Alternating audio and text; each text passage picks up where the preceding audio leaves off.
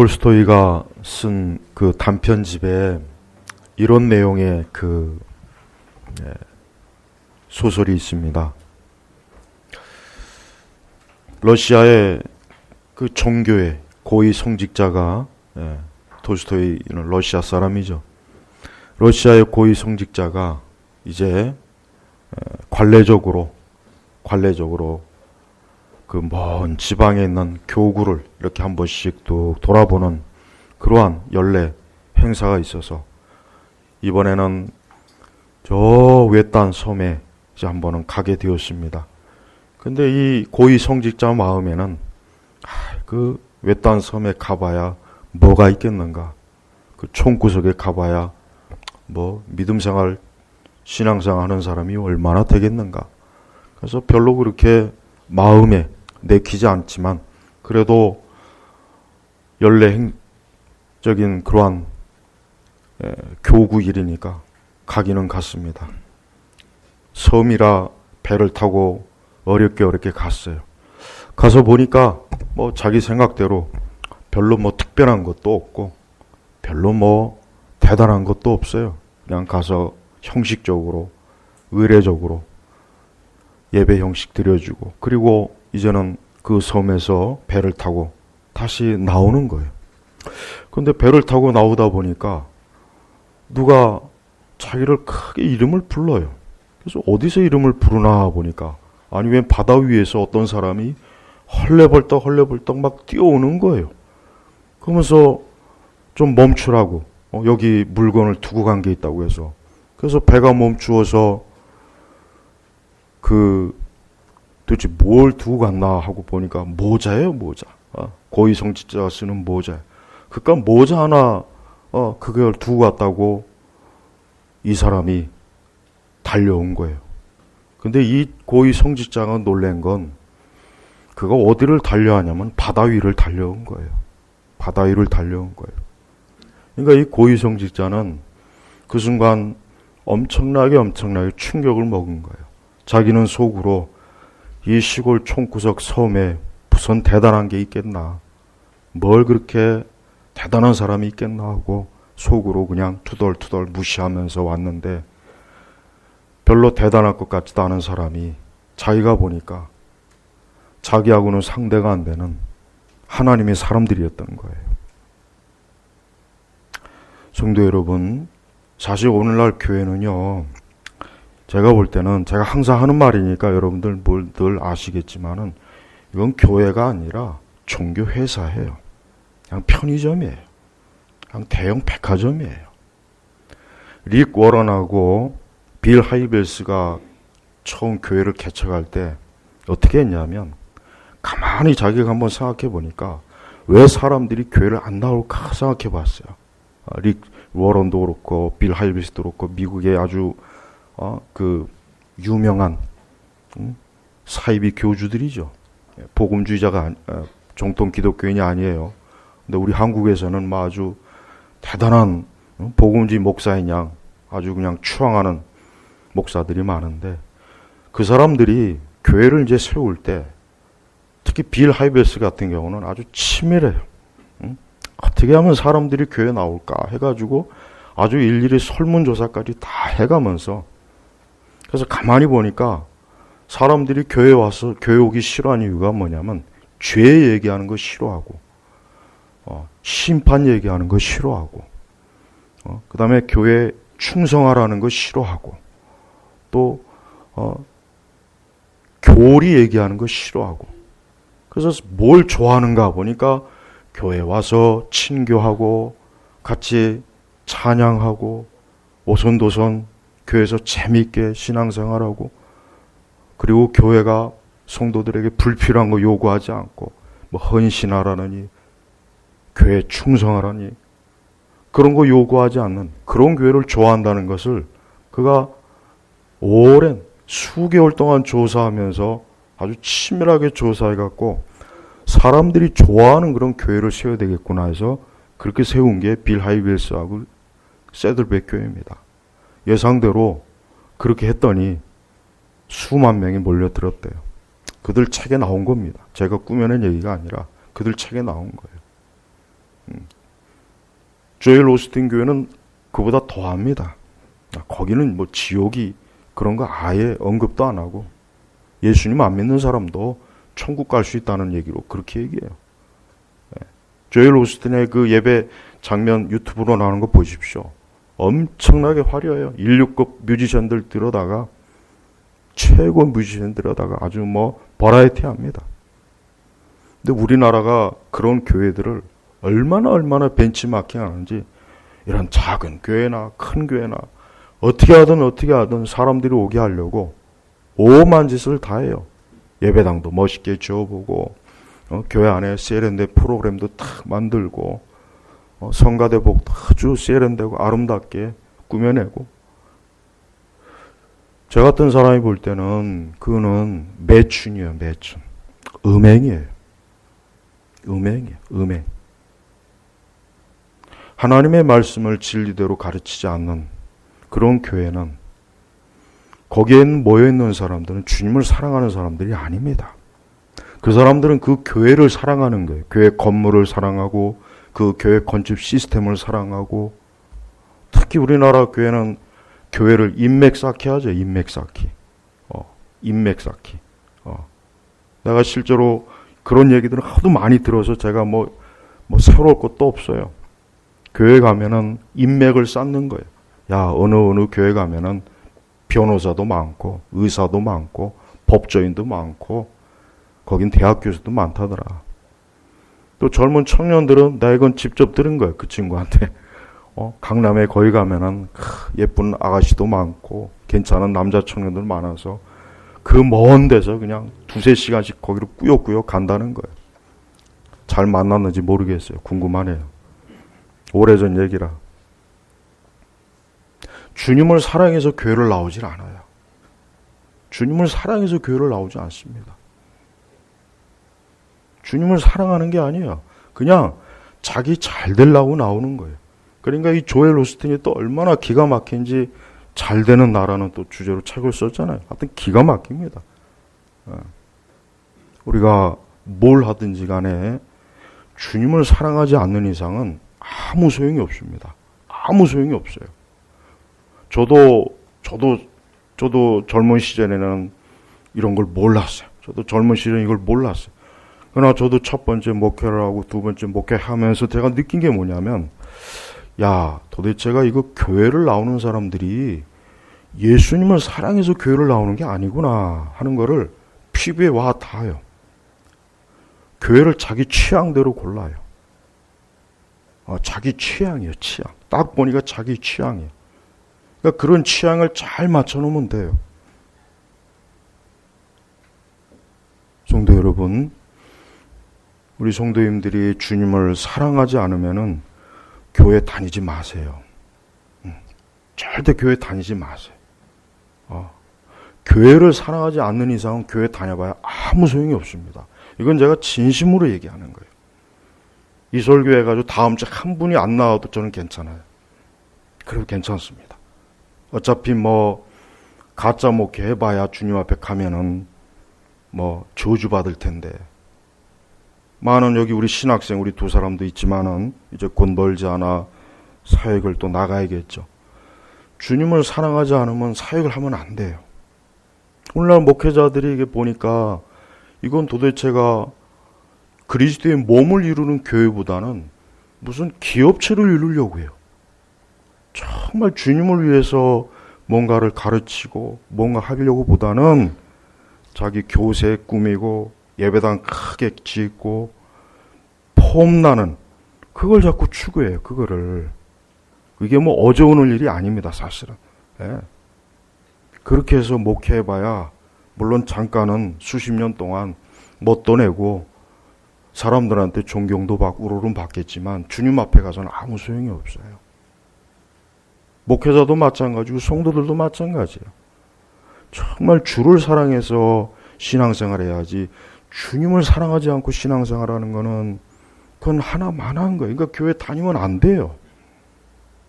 근데 그렇게 교회 다니면 안 되는 사람을 어떻게든지 교회로 끌어오려고 어떻게 하면 좀 미끼를 던져갖고 살살살살 꾸며내서 어떻게든지 교회를 나오게 하죠. 지금 시대는. 그게 기술이에요. 그게 재주예요. 그게 어떻게 보면 능력이에요.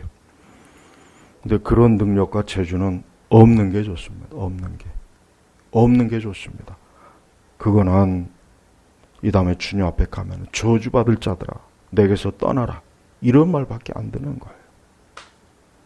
우리가 지금 이 시대 교회를 보면은 이건 도대체가 교회를 가만히 보면은 정말 주님을 위해서 세워진 교회인지 이게 사업을 위한 건지 뭐 때문에 교회가 세워졌을까? 그리고 교회를 나오는 신자들은 왜 교회를 나올까? 왜 교회를 나올까? 정말 그게 심각할 정도로 참 의문이 시대요. 예. 제가 오래전에 전도사 때 한 번은 엄청나게 큰 교회 한번 몇 달 다녔어요. 이제 전도사니까 뭐 이제 마땅히 이제 어디 정해놓고 다닐 데가 없으니까. 근데 거기서 이렇게 그때가 이제 여름 성경학교 전후였던 것 같아요. 가만히 보니까 그 예배당 앞에서 큰 예배당 앞에서 막 여자 청년들이 막 춤을 추고 막 그래요. 저는 그때 이런 생각이 들고요.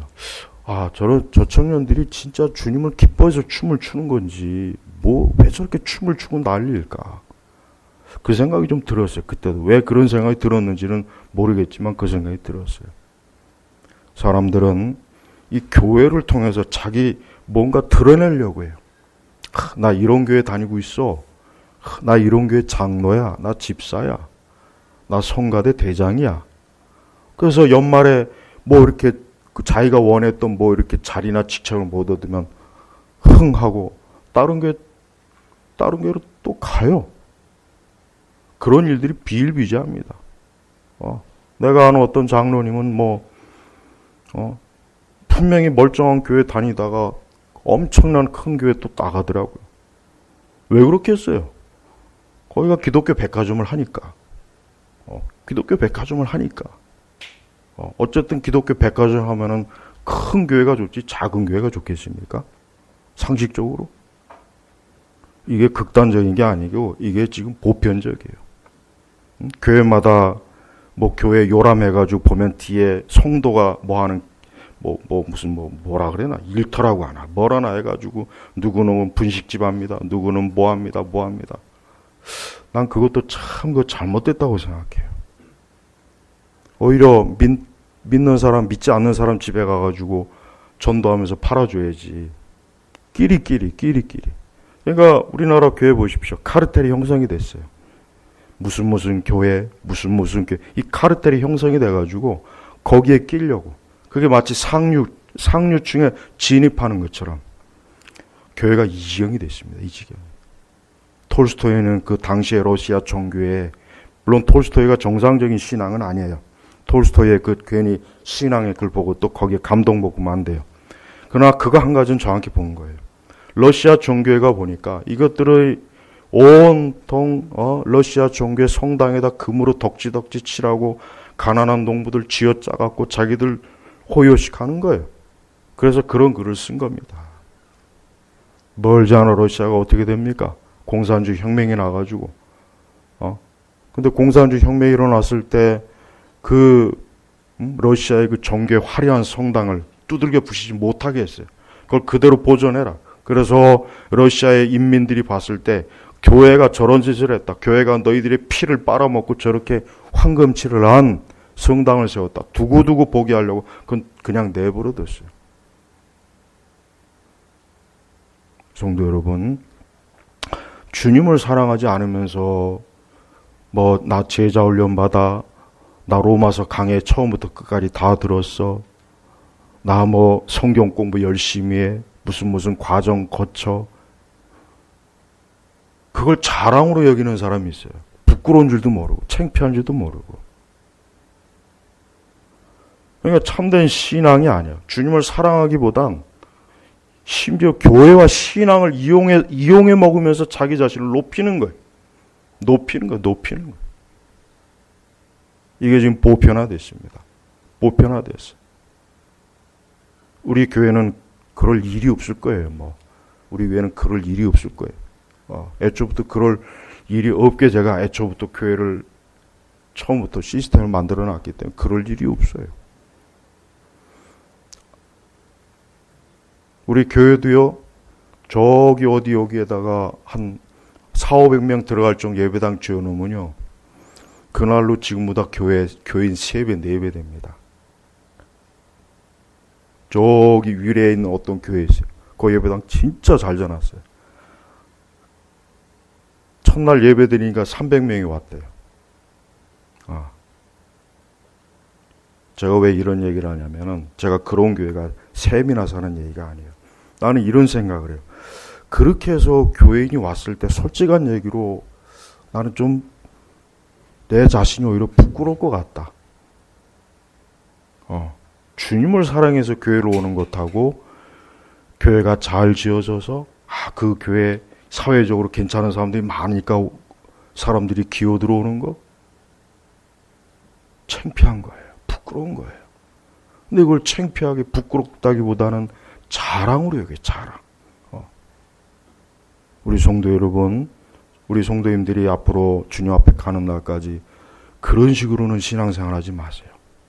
우리 자신이 무슨 대단한 사도 바울이나 뭐 대단한 신앙은 가지질 못했더라도 그런 식으로 속 보이는 신앙은 절대 가지지 마세요.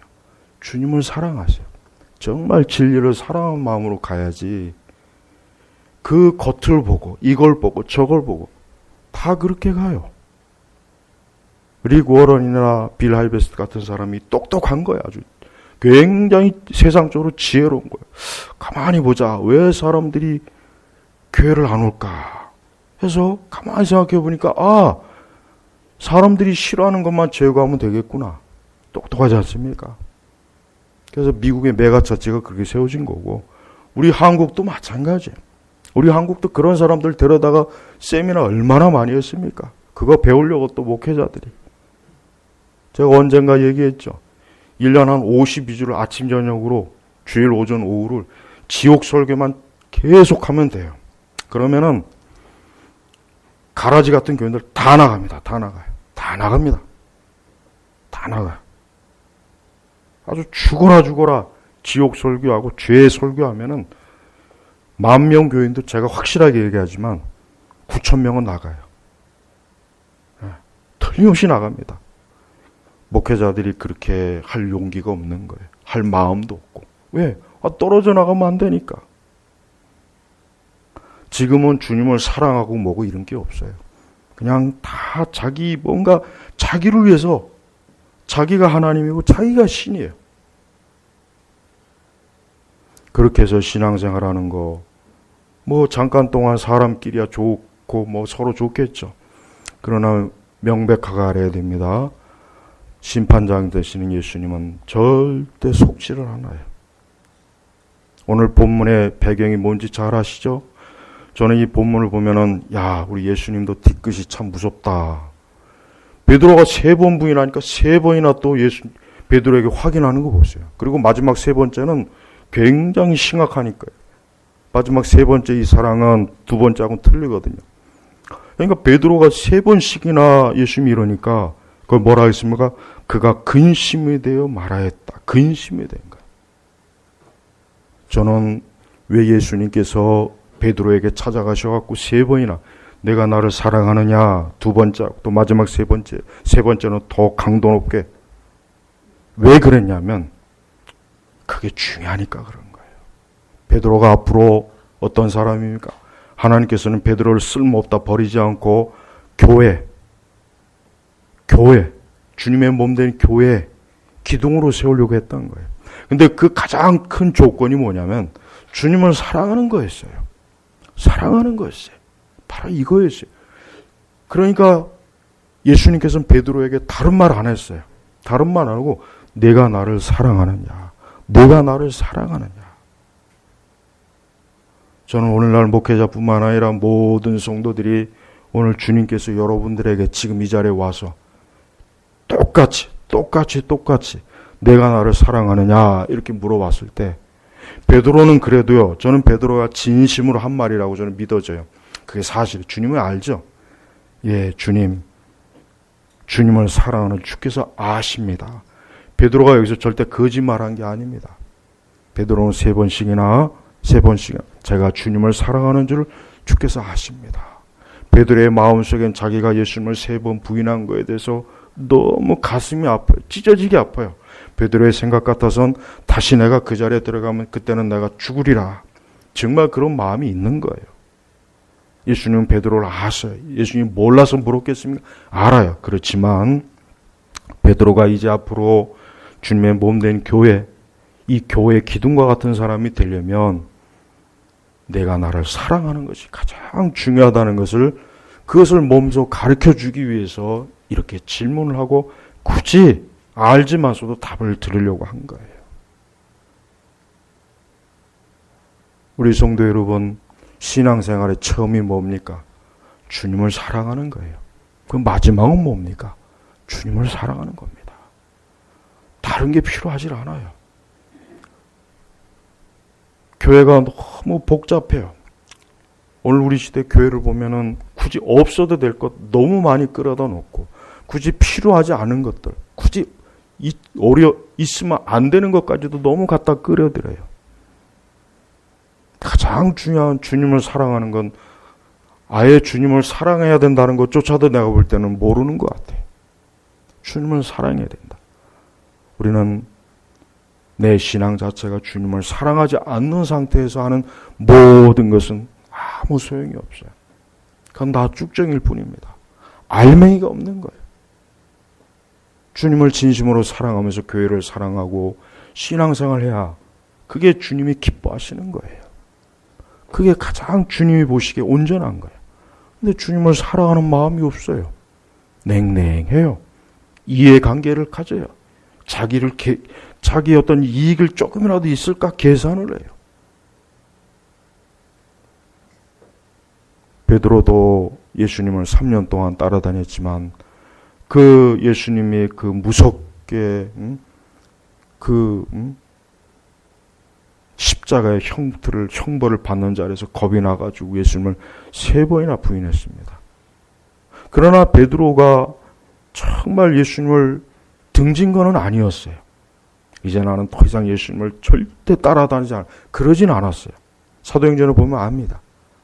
그러나 예수님께서는 베드로에게 가서 반드시 이와 같이 내가 나를 사랑하느냐 물어야 될 필요는 있었던 거예요. 그래서 베드로의 입에서 스스로 네, 주님, 제가 주님을 사랑합니다. 사랑합니다. 이 고백을 예수님이 꼭 들었어야 되는 거예요. 우리가 베드로 전서 후서 읽어보면 알겠지만 정말 베드로는 자기가 예수님 앞에 3번이 고백한 걸 그대로 지켰습니다. 물론 성경에 기록에 나오지 않지만 베드로는 진짜 그 역시 십자가의 형벌에 순교했습니다. 그건 사실입니다. 우리 예수님께서도 그랬죠. 18절에 보니까 내가 늙어서는 내 발을 벌리겠고 다른 이가 내게 띠를 띠며 내가 원치 않는 곳으로 데려갈 것이다. 이것은 19절에 이 말씀을 하신 것은 베드로가 어떠한 죽음으로 하나님께, 이 말씀 한 구절만 봐도 베드로가 주를 위해서 순교했다는 것은 알 수가 있는 거예요. 베드로의 순교는 뭡니까? 죽음은 뭡니까? 주님을 사랑하기 때문에 그러는 거예요. 주님을 사랑하기 때문에. 우리는 주님을 우리 시대는 주님을 사랑하는 것보다는 어떻게 하면 예수님을 가지고 좀 자기 폼 잡을까? 그것만 생각하는 것 같아요. 그것만 생각해요. 그것만. 예수님을 이용해서 어떻게 하면 자기가 좀 이익을 얻을까? 폼을 잡을까? 좀 자랑해 볼까? 멋을 부려 볼까? 온통 여기에만 다 시선이 집중이 돼 있어요. 저는 큰 교회를 다니는 사람들의 간증집은 절대 인정을 안 해요. 뭐 몇천 명, 몇만 명 다니면서 간증집을 내는 사람들이 있어요. 자기가. 나는 그러면 항상 드는 생각이 좀 작은 지하실 교회 한 서너 명 있는 데 가서 좀 이렇게 충성해 보지. 그러고 나서 간증책 내면 내가 인정할 텐데. 저는 그런 책은 그냥 한 번 읽고 그냥 버려요. 다른 사람 읽지도 못하게 찢어버립니다. 성도 여러분, 하나님 우리의 마음을 다 아셔요. 다 아십니다. 우리 주님 앞에 속일 수가 없어요. 내가 주님을 사랑하지 않는 마음으로 신앙생활하는 거, 그거 아무 소용이 없습니다. 안타깝지만 그거 아무 소용이 없어요. 조금도 주님은 그걸 인정을 안 합니다. 안 해요. 우리는 주님을 사랑하는 것이 없다면 그건 아무 소용이 없는 거예요. 예수님은 베드로에게 너가 나에게 정말 내가 너에게 원하는 것은 네가 나를 정말 사랑하는 것이다. 너가 정말 사랑해야 내 양들을 잘 먹이고 잘 이끌고 잘 목양할 수 있다는 걸 예수님이 가르쳐 준 거예요. 주님을 사랑하지 않는 목자들은 뭡니까? 주의 양들을 가지고 장사하는 거예요. 대가리 숫자 세 가지고 그렇게도 교회 팔아먹습니다. 우리 교회 한 50명 되니까 한 두 당 머리 두자 한 두 당 한 100만 원씩 치자. 그렇게도 합니다.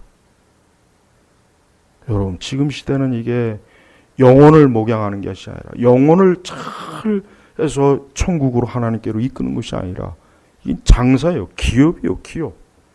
기업이란 말이에요. 그렇게 하는 사람이나 그걸 아무것도 모르고 따르는 사람이나 둘 다 똑같이 영적으로 무지한 것은 똑같아요. 안타까운 일이에요. 우리 성도 여러분들은 주님 앞에서 그렇게 하지 마십시오. 멀지 않아 주님 앞에 설 텐데 오늘 첫 번째 보니까 요한의 아들 시몬아 내가 이들보다 나를 더 사랑하느냐. 질문이 약간씩 달라요. 사랑이라는 것도 세 번째하고 두 번째 단어는 또 틀립니다. 원어도 틀려요. 내가 이들보다. 우리는 주님을 가장 사랑해야 돼요. 주님보다 더 사랑하는 게 없어야 돼요. 이들보다. 예수님은 베드로가 자기를 가장 사랑하는 걸 원했어요.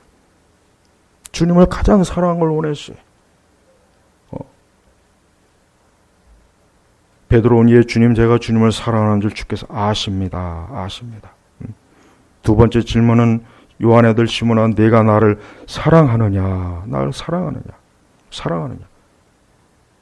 세 번째 질문은 또 역시 내가 나를 사랑하느냐. 이 세 번째는 앞에 두 번째하고는 좀 틀립니다. 아주 더 강하게 쐐기를 확 묶는 거예요. 그래서 세 번째는 이 베드로가 듣자마자 굉장히 충격을 받은 거예요. 충격. 야, 예수님께서 예수님을 사랑하는 게 이런 것까지 원하시는구나 하고 굉장히 베드로가 오죽하면은 근심이 돼요. 부담스럽다는 얘기가 아니라 주님께서 얼마나 베드로 자신이 주님을 사랑하길 원하시는지를 베드로가 너무나 피부에 와 닿게 그걸 알았던 거예요. 베드로는 여기서도 주께서는 모든 걸 아십니다. 주님은 아셔요. 주님은 베드로가 그냥 빈말로 예수님이 물으시니까 그냥 사랑한다고 얘기하지 또 사랑 안 한다고 그냥 삐지실까봐 그게 아니에요. 주님은 아니까. 자기가 거짓말할 수 없으니까. 우리 성도 여러분, 저는 다른 건 다 제껴놓고라도 오늘 우리 주님께서 이 세 가지로 여러분들에게 내가 나를 더 사랑하느냐, 내가 이들보다 나를 더 사랑하느냐 했을 때 베드로처럼 대답할 수 있습니까? 베드로처럼 진심으로 대답할 수가 있습니까? 이게 신앙이에요. 이 신앙이 없는 것은 가짜예요. 우리는 우리 자신이 주님 앞에 어떻게 주를 사랑하는 걸 진지하게 생각하지 않으면 안 돼요. 많은 사람들이 신앙생활을 좀 하다 보면은 자꾸 쓸데없는 걸 찾아요. 자꾸 굳이 필요 없는 것들을 추구하고 필요 없는 것들을 자꾸 쌓으려고 하고 자꾸 그래요. 그러면서 점점 주님을 사랑하는 마음을 잊어버리죠. 점점 그러면서 주님을 사랑하는 마음은 없어지고 다른 것들만 잔뜩 채워내. 그러면서 자기 자신이 신앙이 있다, 믿음이 있다. 나는 이만큼 하나님을 해. 나는 이렇게 주를 위해서 뭔가 했어. 어느 순간부터는 자부심이 꽉 들어차 있어요. 어느 순간부터. 여러분 주님이 그거를 싫어하는 거예요. 그걸 싫어하는 거예요.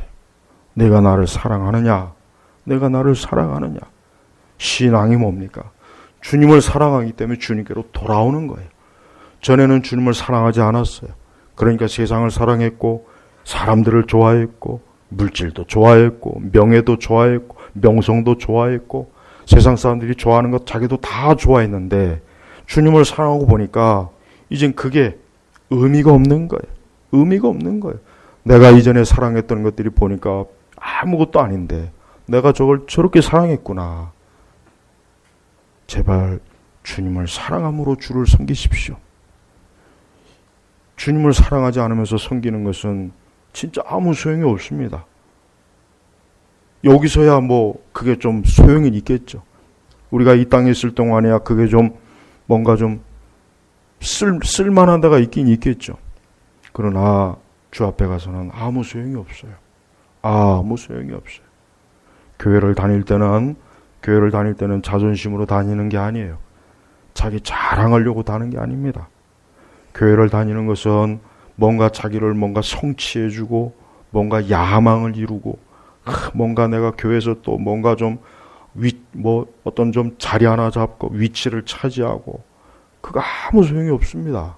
소용이 없다니까요. 그게 무슨 소용이 있겠습니까? 한번 생각해 보십시오. 로마 천주교는 베드로를 자꾸 일대 교황이라고 자꾸 거짓말하는데 베드로야말로 아마 가장 천주교가 싫을 거예요. 나는 일대 교황인 적이 없고 나는 그런 거 생각도 안 했는데 왜 자꾸 나를 교황으로 세우느냐 이 잡것들아. 그럴 거야 아마 베드로가. 근데 우리 시대는 보십시오. 교회를 가지고 기독교를 가지고 권력을 만들어요. 권세를 이루어요. 제가 아까 말했지만 교회가 조금만 규모가 크면 카르텔이 형성이 돼요. 교회 안에서도. 교회 안에서 카르텔이 형성이 돼가지고 교회 안에서도 카르텔이 형성이 돼요. 진짜입니다. 아주 보기가 안 좋은 건데 그걸 꼭 만들어요. 사업을 하는 사람, 뭐 법조인. 그래서 교회마다 뭐 있죠. 그런 거 만들면 안 돼요. 교회에서. 그런 걸 왜 만듭니까? 교회에서. 교회에 오늘 들어오면 다 같은 사람이에요. 다 그리스도 앞에 죄인이에요. 용서받은 사람이에요. 다 하나님의 사람이에요. 교회 안에 들어오면 자기의 사회적인 지위는 다 갖다 버려야 돼요.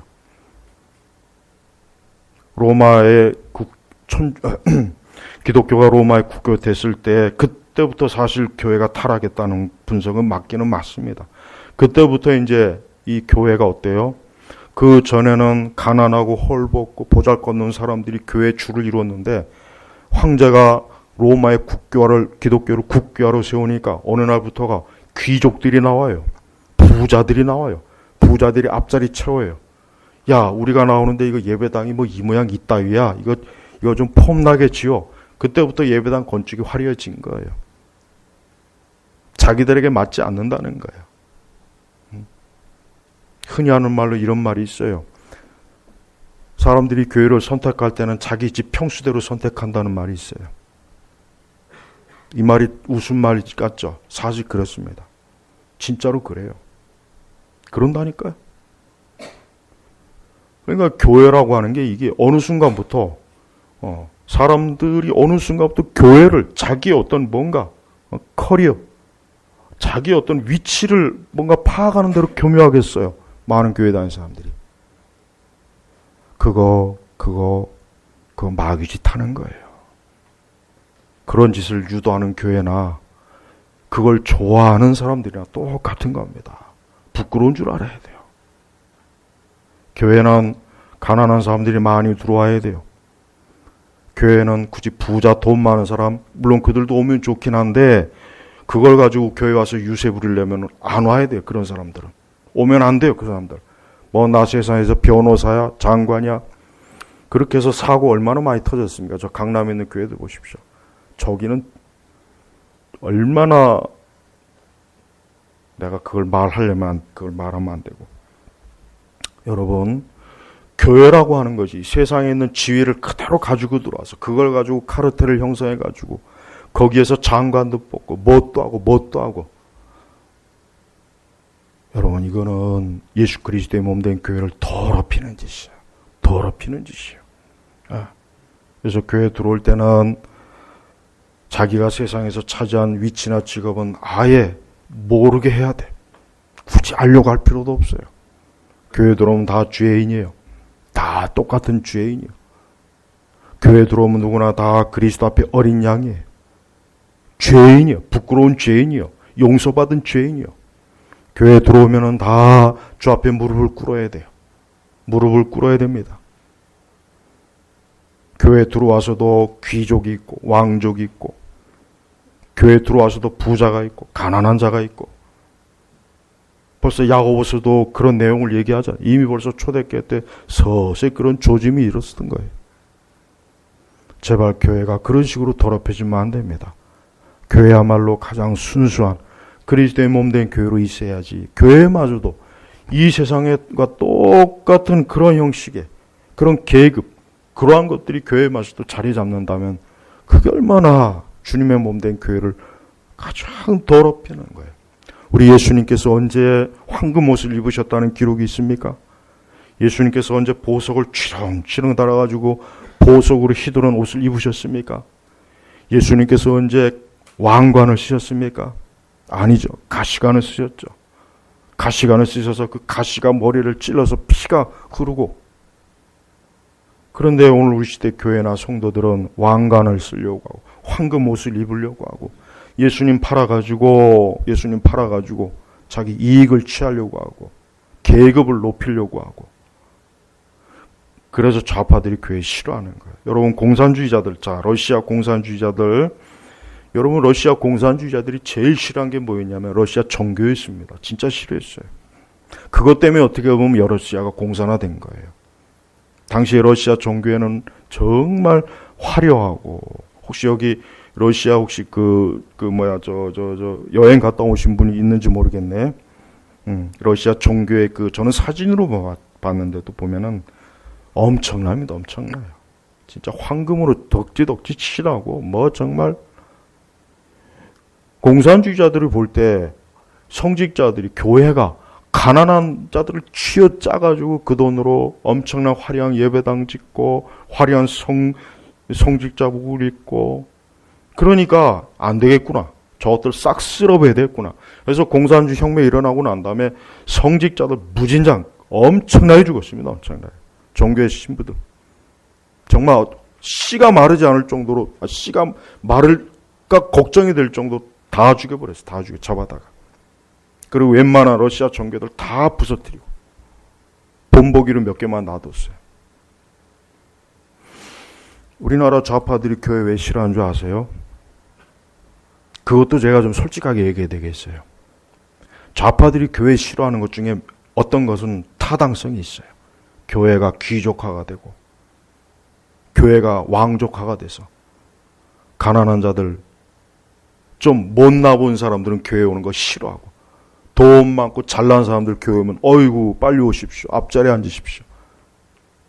그게 눈으로 너무 보이니까, 너무나 눈으로 보이니까 좌파들이 볼 때 이거 교회 안 되겠구나. 이거 교회 없애버려야 되겠구나. 그게 사실입니다. 무조건 교회에 핍박한다고만 생각하면 안 돼요. 세상을 그렇게 단편적으로 생각하면 안 됩니다. 교회가 진짜 정말 교회만큼은 적어도 그러지 않았다면 아무리 좌파라도 그렇게 교회에 대해서 그렇게 하지는 않았을 거예요. 우리는 주님을 사랑하지 않으면서 교회 다니고 주님을 사랑하지 않으면서도 얼마든지 신앙생활 하는데 아무 문제가 없는, 오히려 주님을 사랑하면 교회 다니기 어려운 시기예요. 사실은. 저는 우리 제나바 교육교회 성도분만큼은 주님을 사랑해서 교회를 다녔으면 좋겠어요. 우리 교회 아니라도 괜찮아요. 다른 교회라도 가서 얼마든지 주님을 사랑할 수 있다면 아무 상관없습니다. 아무 상관없어요. 주님을 사랑하는 게 중요한 거예요. 주님을 사랑해야 주의 말씀도 사랑하는 것이고, 주를 위해서 충성도 할 수 있는 것이고, 주를 위해서 죽을 수도 있는 것이고, 주님을 사랑해야 내가 가난하든 슬프든 좋든 안 좋든 일반들 그냥 한 마음을 가지고 주님을 위해서 사는 거고, 주님을 사랑해야 이 땅을 소망 안 두고 천국을 향하는 것이고, 주님을 사랑해야 내 육신의 정욕과 쾌락과 온갖 것들이 아닌 하늘의 보화를 택할 것이고, 결국 문제는 주님을 사랑하느냐 사랑하지 않느냐가 가장 중요한 겁니다. 예수님께서 베드로에게 다른 수백 가지 설문조사할 수백 가지를 물은 게 아니라 단 한 가지, 내가 나를 사랑하느냐, 내가 나를 사랑하느냐, 바로 이거예요. 전 우리 성도들에게도 오늘 주님께서 이 말씀을 통해서 동일하게 오늘 이 자리에 있는 모든 분들에게 물으셨다고 여겨져요. 내가 나를 사랑하느냐, 내가 나를 사랑하느냐. 여러분들이 이 질문 앞에 진심으로 주님을 사랑합니다 라고 그렇게 답하는 그런 참된 그리스도인이 되길 주의 이름으로 요청을 드립니다. 기도하겠습니다. 하나님 아버지 감사합니다. 오늘 시간에도 우리 주님께서 주의 말씀을 통해서 우리에게 교훈하시고 주의 뜻을 알게 하시니 감사합니다. 오늘 이 제네바 교회가 주의 은혜 가운데 세워졌습니다. 앞으로도 주님을 사랑하는 사람들이 이곳에 모이게 하시고 또 주님을 사랑하지 않던 사람도 이곳에 있는 동안 주님을 사랑하는 그런 성도로 변화되는 가장 복되는 교회가 되도록 축복해 주옵소서. 감사하며 예수님의 이름으로 기도 올렸습니다. 아멘.